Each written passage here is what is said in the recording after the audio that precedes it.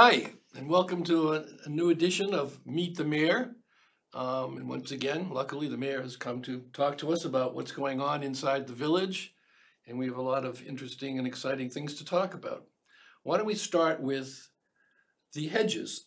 The Hedge is in, yeah, it's a, So, let's start with give us a little background on what this is all about.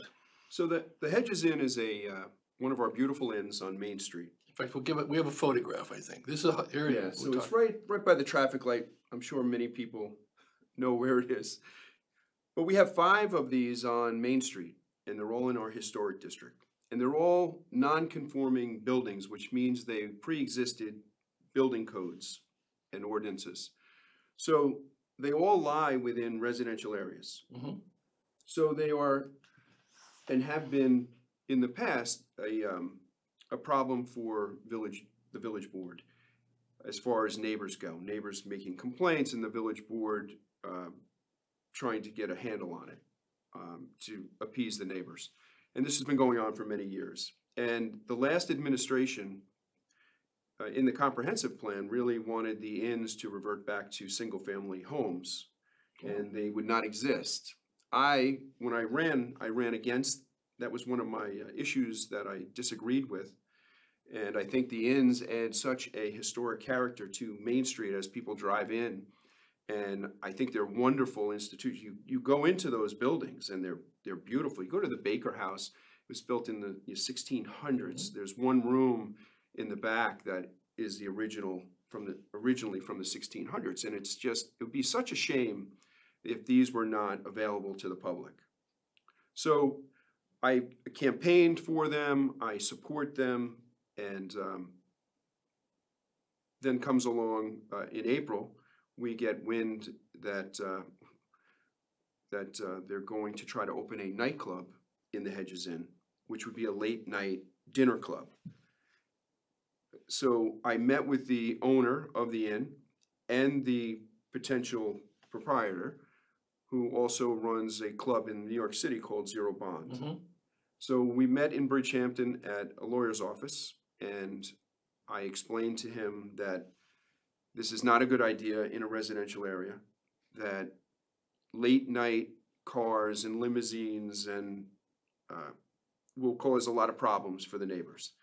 And I know this from history because I was the police chief, and we had a couple of restaurants that tried to do this back in the 90s, and they tried to open the restaurant after the restaurant hours. They tried to make it a bottle club or a late night club, and we had to shut those down because the neighbors, it was very disruptive to the neighbors. Sure. Again, the limousines parked all along the streets, cars idling for hours, people out of the cars talking. And at night, as you know, it's very quiet. And if you're in a residential area, you're going to hear this, especially in the summer. People have their windows open. Sure.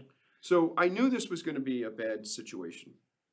So we started immediately implementing laws to stop these problems from becoming larger within the historic district. Because my fear and our board's fear was that if one comes and does it, the entire street could turn into private clubs. You know, you could have Zero Bond, you could have Soho House. I don't even know the names of others, but there are others. Those are the only 2 I know. But that was a big factor in it too, if I remember. They wanted to make it private. Yes, completely shut down to the public. So it would have been a private club for members only. And that's one thing, you know, I don't like that idea. Again, it takes it away from the public. But that's a business decision that the owner has to make. I can't stop that. If somebody wants to make it a private club, they can. But we can certainly fight against the late night activity. And that's where we were angling this from, because that's the only thing that would be disrupting the neighbors.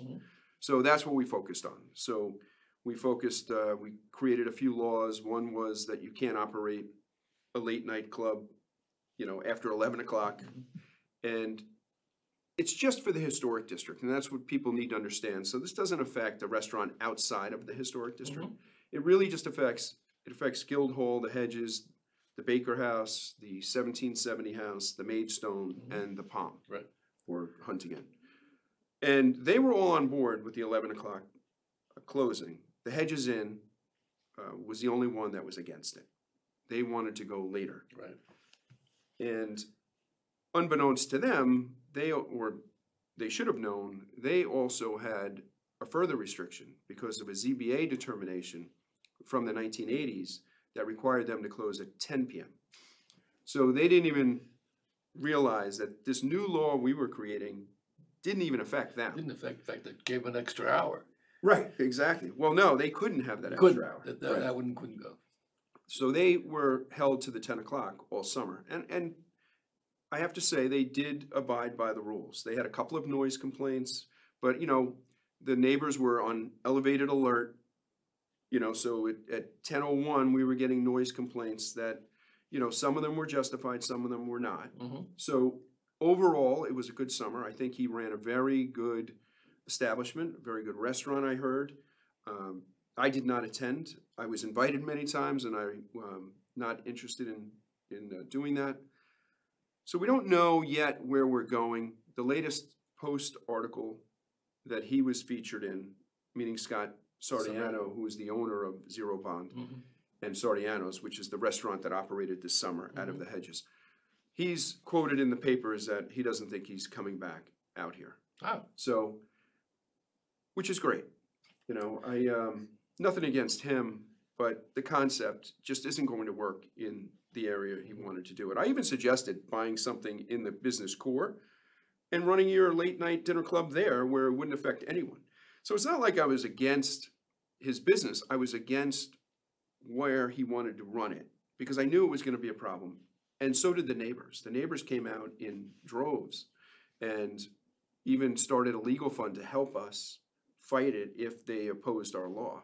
So there were some very vocal residents that were very helpful, and I'm totally on their side. And I am pro-business. I was criticized a little bit in some of the papers as I'm, you know, supposedly I've campaigned that I was pro-business. I am pro-business, but in the business district. And I am pro-ins, but they need to stay as they are. They can't expand into something that is. Yeah, and that was part of your campaign, and outside of that, you've done a lot of things that have changed. That are pro-business. Yeah, we've granted easements on village property so that local restaurants or food establishments could open and operate. Tudo Cafe and the Eastman property, we helped them out with an easement, which overall will help all of us in the business community. So it wasn't anti-business, but it was protective of something that's sort of like the jewel of the village, I think. Yeah. Well, like I said, there's only so much we can do about them running their business the way they want to run it. But the funny part about it was that Ian Cummings, who was the landlord of the Hedges, who bought the Hedges back in 2008, had passed away, and his son is now the one running it, Jon. And he's been very, very good friend of the village. He's helped the village out with things. We've been very cooperative, and I don't know why this went off the tracks this summer, because it was a very good relationship between the Cumming family and the village. So I was a little disappointed in that whole going off the tracks, if you will. Well, it went off the tracks a little bit, and then it became national and international news. Yeah, it really did. There was an article in the Wall Street Journal. I think we have a copy of it to show you. Yeah. In the Hampton scandal, who's the villain? Right. And I don't think they meant Mr. Satriano. Well, I think he is the villain. Yeah, but he, but certainly not me. I think the way the article was slanted. Yeah. I mean, there were things. Let me just read you. It's slanted. I think Sardiano has a lot of connections in New York City, and I think he's able to get these articles written. The Post, he obviously did a very good job getting the Post articles. Sure. He's clearly the victim in all of the Post articles. Yep. The Big Bad Village and me picking on him. He's just trying to run a restaurant. Let me read you a quote or two of what he said. He was quoted saying, "It's a classic tale of city mouse versus country mouse." I guess we're the country mouse. Yes. Except in this story, the mice recite zoning code and hurl insults. Right. Well, I mean, he was claiming that we were harassing him, and we were certainly on, just like the neighbors, we were on heightened alert because we've seen this turn bad in the past. So we wanted to make sure that we were ready to go and on top of anything that they might try to do for the summer. And again, none of it happened. He ran a very respectful place. So, but who knows, like he said in the Post, who knows what the future brings? And that's, I was glad to read the Post article this past weekend where he's decided not to come back. Well, that's interesting, because in this article, he obviously was coming back and was gonna have his children run it for the rest of their lives, et cetera, et cetera. And then he did complain about the police having beaten a path through the seagrass to issue a building code violation and investigate noise complaints at the inn. So, so he complained about this and felt that, I guess he felt he was being harassed. Yeah, well, again, he likes to be the victim. And he does a very good job with it, and he gets newspapers to write about it. So it's the furthest thing from the truth. We were there 4 times the entire summer, all generated from calls. One was an anonymous call, which we think was a setup. Really? In what sense? Well, the Post was there. It was August 1st. It was a Thursday night. At 10:01, a noise complaint came in from an anonymous caller. The police responded. There was no noise. They interviewed Scott, and the Post was there with a photographer and took photos of the police being there. And so it was clearly a setup. The police chief followed up and called the anonymous person, who we have the name of, and that person answered the phone, identified themselves as that person, and then refused to answer any questions and refused to answer the phone ever again. Really? Yeah, so clearly a setup, in our opinion, and just for the benefit of making news, making Scott look like he was the victim. So it was a, like I said, he ran a good business. It was a difficult summer with not knowing what was going to happen, but we were prepared if he went further than like his threats said he was going to do. We were ready for that, but it didn't happen, thank goodness. So that's good. So hopefully we're back on track, and we had a nice meeting with the Coming organization. They're from Utah. Had a nice meeting with them a couple weeks ago. So hopefully we're back on track, and we get something nice in there that doesn't threaten to go past 10 or 11 o'clock. And people like to have a nice restaurant.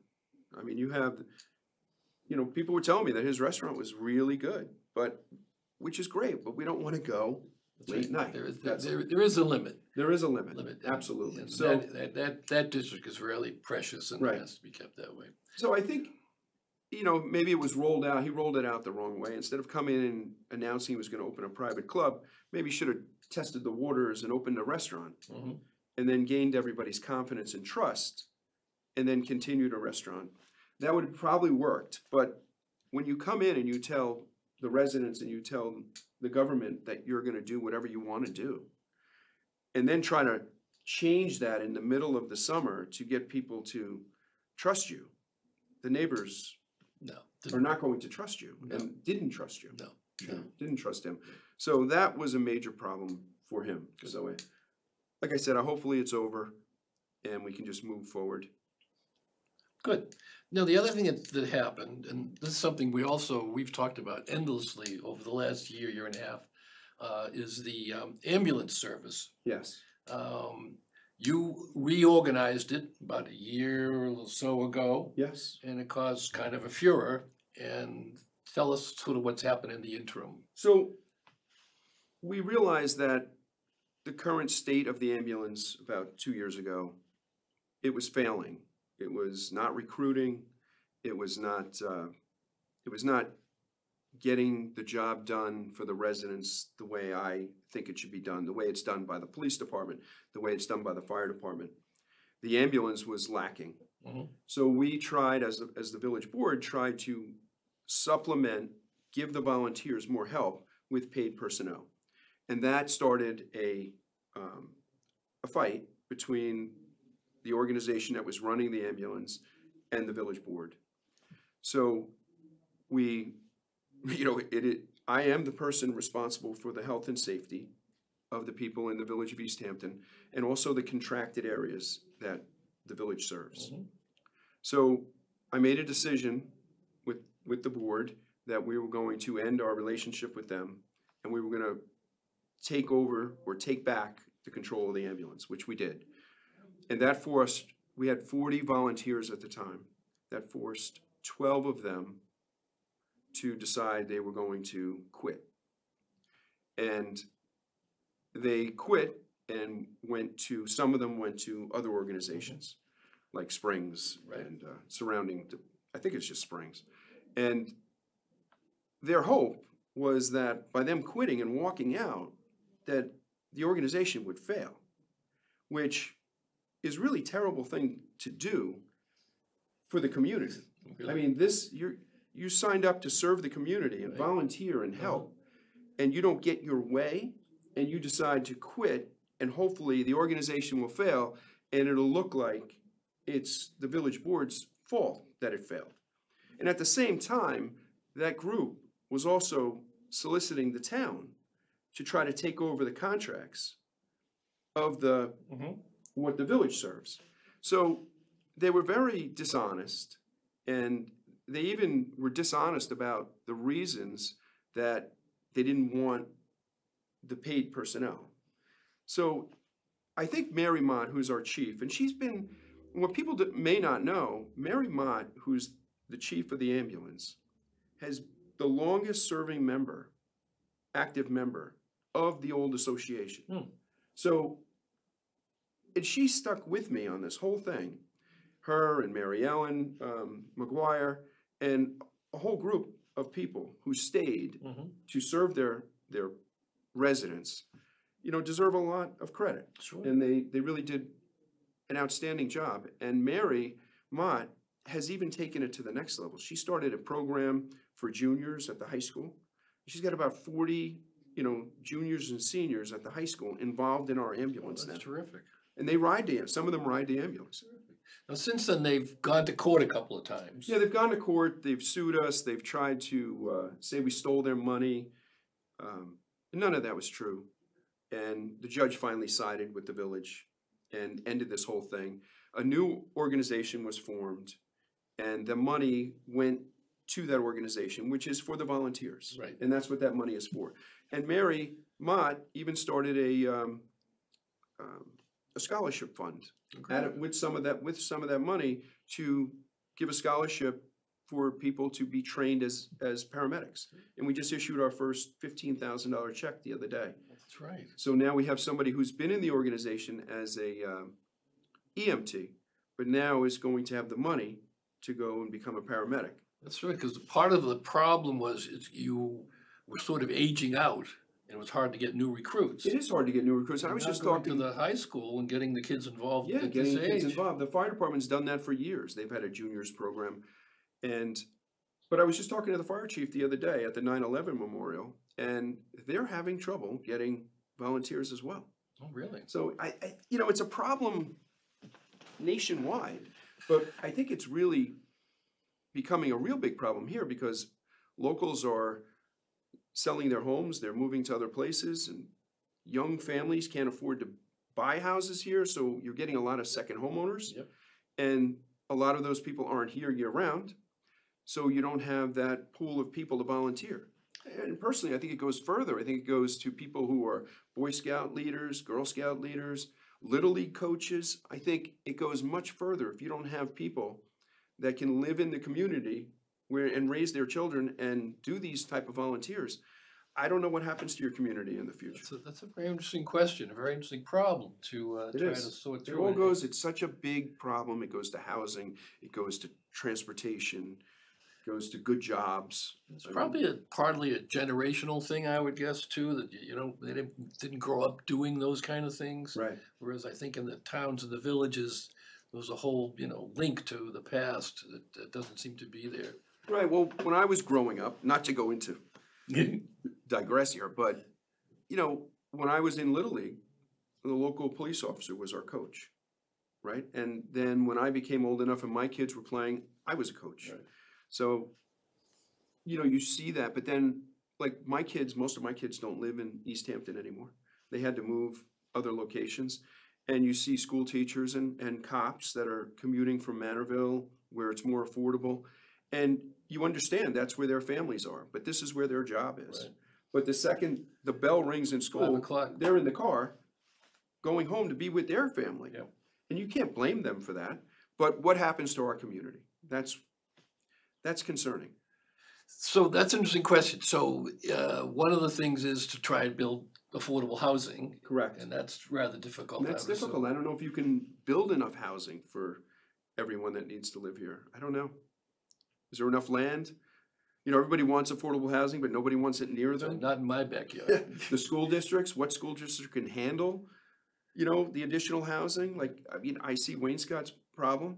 You know, they have a little schoolhouse. You're gonna put a big community of affordable housing, then now you need a bigger I need schoolhouse. bigger So, school. you know, I don't know. It's a really tough It's a real tough conundrum. situation. You know, Good thing you have to worry. You're the mayor. yeah, and the You'll traffic you'll figure it situation. out. And then the governor, you know, when she was out a couple of weeks ago, I met with her, and she has this pro-housing bill that caused a lot of problems when she was trying to get it into her budget. I understand where she's coming from. It's something that needs to be done, but no one, you know, her plan in the budget was that she was gonna overrule local zoning codes, and that didn't go over well. I can imagine. I can imagine. So that was backed off, but she's still promoting this pro-housing. She has a plan that basically says she wants every community to come up with a plan to create X amount of housing units. And her theory is that the more supply you have, then the prices will go down because supply and demand. Right. So I don't know. I don't know if that would work out here. Well, it's tough to imagine that you can have the housing stock big enough, Yeah. given the constraints that you have to begin with, Right. physical space even. Yeah, I mean, when a one-bedroom apartment is going for $3,000, how does a single person do that? Yeah. I mean, I don't know. But you're absolutely right. It's everywhere across the country. Right. You know, it's a real issue. That's interesting. I think we have a couple of minutes left. Let's just talk Yeah, about we something. did get off topic a little bit. No, that's Sorry about terrific, that. though. Thank you. But it's an important topic. It is, and I think the town board's doing a good job with what they're doing. Mhm. But I don't know if you can build your way out of this. I just don't. Yeah. I don't know. No, it's a really interesting question, and it's really an existential question Right. as we go forward. Well, it's a good thing you're the mayor, though, so No. you'll take care of it. Well, you know, it's really not fair. I mean, because the village doesn't have the land to build Precisely. housing. Right. But, so it really does fall on the town a lot, and the same with the cell towers. So they do take a big they do take a big hit for a lot of the problems, and we kind of skate. That's good. Yeah. It's okay. that works. The last thing I have, let's talk about Herrick Park just for a minute. We have Yes. a couple of minutes left. We have a beautiful shot of what the park looks like now. And there it is. So here in this one, you can see Newtown Lane's at the top, and there's the basketball courts. And as you come down, there's the baseball field and the tennis courts And the softball field, and the softball field. where we do the artist writers game. I was an umpire this year. Really? Really good time. It's a lot of fun. So put that up another second, Jody. I'm sorry. So this is what you've done. Unfortunately, I have an older picture, but this is what's been happening.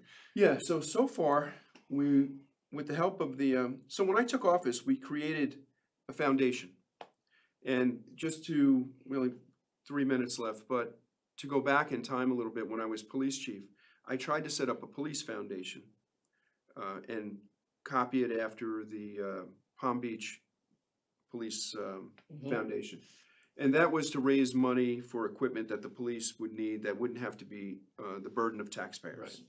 That, the village board at the time didn't agree with it, so it didn't happen. Mhm. So fast forward, when I became mayor in 2020, we created a foundation, but it was village-wide. It wasn't specific for police.